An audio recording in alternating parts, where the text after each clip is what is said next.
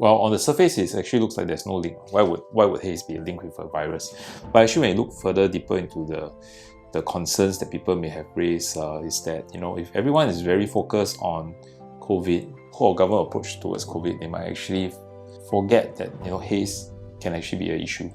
And of course, further down the road, if there are issues with people unable to sell their crops, they might, for some cases, actually burn off the crops just to preserve the market prices. I mean, that's one postulation. But I think the greater concern really is the government's attention being centered on haze. For all you know, everyone is busy with COVID. COVID is a hot topic. But common thing like haze, which does affect everyone in the region, it may become a problem.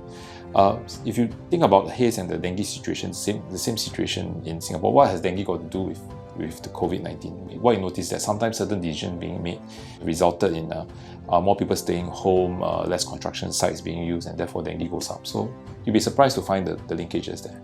There may be similarities in concerns about haze and COVID. First out of mind is actually asthma. So for example, if you have asthma, people are concerned about COVID and asthma because if your asthma is not controlled, and if you get any viral infection, including COVID, asthma might flare. So you want to get your asthma under control. Similarly with haze.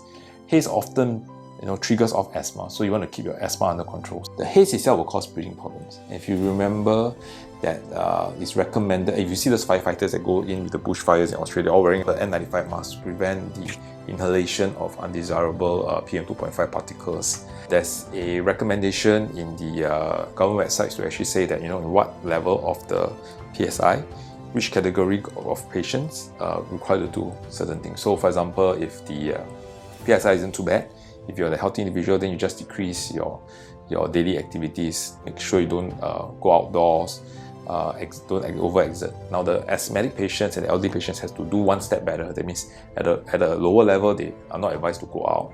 Try to stay indoors and try not to over-exert. So as long as you follow those recommendations, you'll be okay.